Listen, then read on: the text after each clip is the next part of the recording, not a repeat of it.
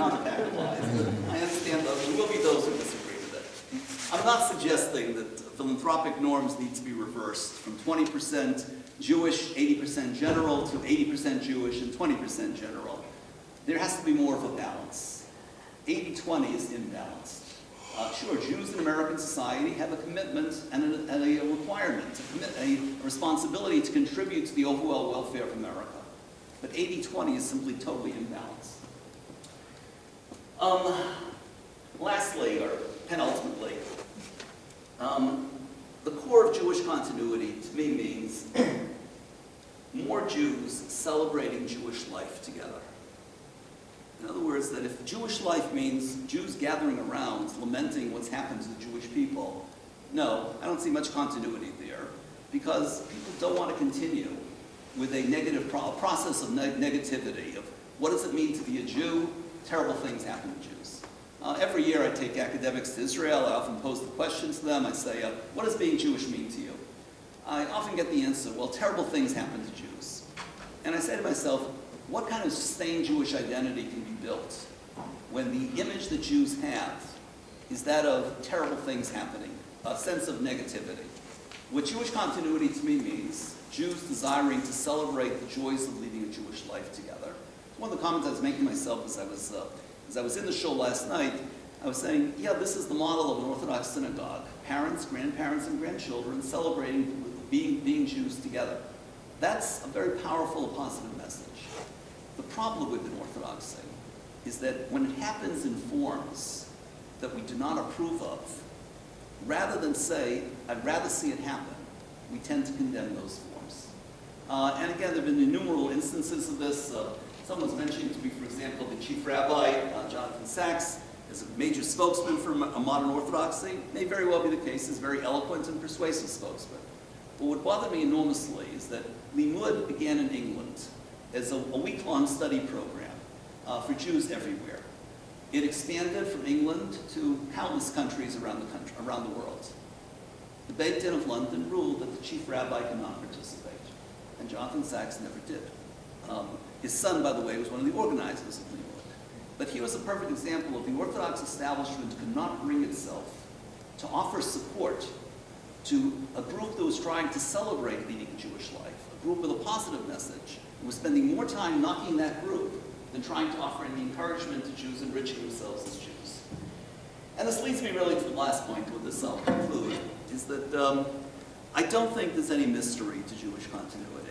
There is no magic bullet that we're looking for. There are philanthropists that want to find some magic bullets. A question I get asked all the time, by the way, well, what should be done about Jewish continuity? And I answer very simply, there is no mystery here. Jewish continuity is available to anyone who is willing to pay the price for it. And by the price, I don't mean a financial price. I mean the cultural price of engagement with Jewish tradition seriously. You're willing to engage with it seriously, it means you're going to have to give up on other things. But that engagement is the core of Jewish continuity. What I find increasingly is that people want Jewish continuity, but not prepared to pay the price. Or to give you and this I'll conclude on a personal note, I recently was addressing an AJC group of top-notch leaders, one of whom actually in his private philanthropic capacity was chairman of the Stanford University building campaign. Now, that means he's on a very, very high level philanthropically. He listened to my lecture, a very bright man, and really was a pleasure to engage with. He told me afterwards, he said, my wife and I were talking about your lecture. We decided you're right. We're not prepared to pay the price of Jewish continuity. Now, for him, that price was by no means financial. What it did mean is that it would mean dedicating his time, his energy, his resources to creative Jewish living. And he's saying, I've got other things, other priorities. I think that's the real problem with American Jewry. It's not that we don't have enough money for something. It's that we don't have enough commitment, enough engagement, enough willingness to pay the price. Okay, let me stop here. I don't know how much time we have, except that we'll get in the way of the movie. But let me open it up for comments, questions, criticisms. I'm sorry, we'll be back. Yes, I just wanted to make a comment. Sure. We have a very good friend who actually grew up religious, went to yeshiva. He's not religious now. 2 sons got married to Jews. Pretty amazing in this day and age. We went to both weddings. Neither wedding was Jewish. This seems to be a new trend among Jewish, yeah, what I mean by not Jewish was, the only thing that was Jewish was they both decided to go to class. But no rabbi, no ketubah, like what you see on television. Okay. It was two Jews marrying each other. It Right, wasn't- okay, it let me wasn't offer a made. few comments. You're raising a very important question, but let me just again offer some contextual data. The Pew study raises that question directly. If you're asking overall, are American Jews who grow up Orthodox, do they continue to be Orthodox? The answer is only 50% do. Now that sounds like an incredibly high dropout rate. But if you're looking at Jews under age 30, it's only 17%. Now, again, if you're skeptical, you'd say, well, between 30 and 35, or 30 and 40, that number is going to shoot up. But I see it as generational, in that, yes, if you're looking at the total picture, it includes an awful lot of people who grew up in homes that were nominally Orthodox, and they themselves have decided to become non-Orthodox for whatever reasons. In terms of the current generation of Orthodox, those under age 30, 83% continue to identify as Orthodox. To me, that's a pretty good track record.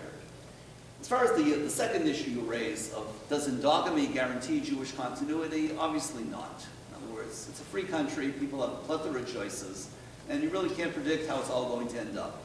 What's fair to say, I think, is two things. Number one is that you can't prevent intermarriage by fiat. What you can do is stack the decks in favor of intermarriage. In other words, day school, summer camp, trips to Israel, and formal youth programs, very, very important.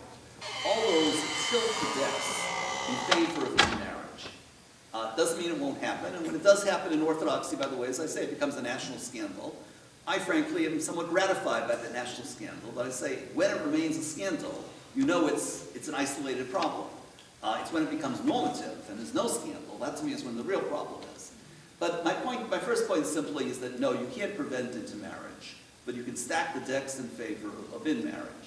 Secondly, when an in-marriage takes place that is only nominally Jewish, well, again, you know the home is not going to be not a Jewish home. And therefore, the roads are open in terms of what happens with children, what happens with grandchildren. Now, it keeps the door open. When the mixed marriage takes place, mixed marrieds identify minimally as Jews, their children much less so, their grandchildren not at all. So the decks are much more stacked in the other direction. So yeah, I've heard of what you're saying, but again, I'm not all that concerned about, I can't say I'm not concerned, obviously it's bothersome.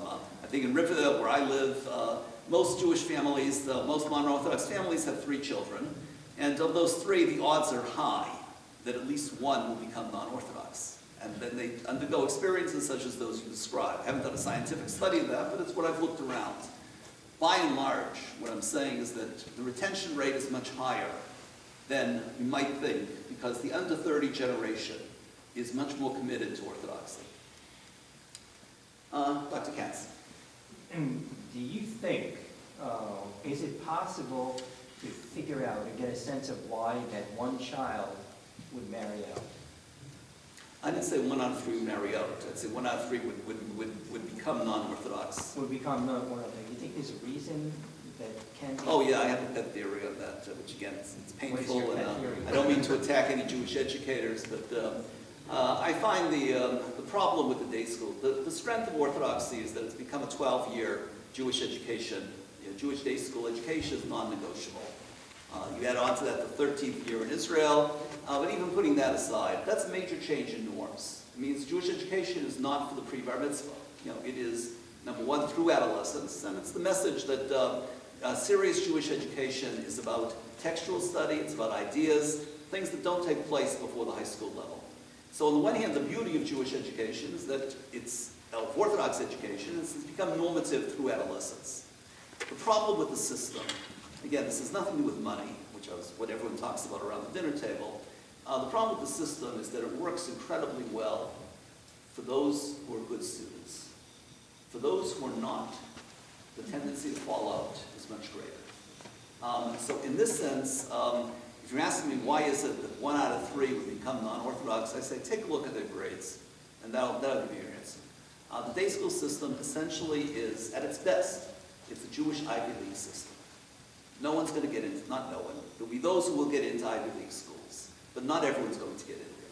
Somehow or other, we have not managed to affirm and validate those who are less accomplished by the criteria of day schools. It's a theory, I can't prove it, but that's what I've seen over and over again. Anything else? Woman over here. I hear you saying several times that the financial cost is not the problem. Okay. But I want to see that being a qualify. big Look, problem. I hear you. I walk into a system, to a setting like this, and I ask myself, it's not what people want to hear that allows me to feel good about giving such a lecture. Many speakers do that. They play to the crowd. I would like to challenge people. Now, I'm well aware that in Orthodox circles, affordability is the critical issue. Okay? I realize that. Rather than fan those flames, I'd like to be able to challenge people saying, to what extent should we be thinking in different terms? Now, in that respect, I'm not minimizing affordability, but I'm trying to say I'd like to share with you some things that you wouldn't hear otherwise, and you may not be all that comfortable hearing. All right? I used to teach at Yeshiva universities. I used to say, I don't care how many students agree with me. I do care about how many have thought about things because of things that I've said. Now, that's not the norm in education. The norm in education is often that validation, affirmation. You've got your set of beliefs. Let me fortify that. So you know affordability is a crisis. Let me tell you how much of a crisis it is. I decided from day one I was not going to play that role. So I don't mean to disagree with you intellectually, because I don't. But I do mean to say that if we're going to have this kind of discussion, I think it's important to ask that it's not the problem is not what's outside the room. That's a real problem. We need to find that in other circles. Inside the room, we need to ask, what are the issues plaguing Orthodoxy, that Orthodoxy has control over? A woman in back here. One thing that I've noticed, having been modern Orthodox my whole life, that in the 50s and 60s, if somebody from our shul, his son fell in love with a non-Jew, they would have an Orthodox conversion, which consisted of based in and a woman going to a mikvah, but that was saying that she would be Jewish, but they didn't have to go through what they go through now. And I think it's a major change. I don't think that things have changed.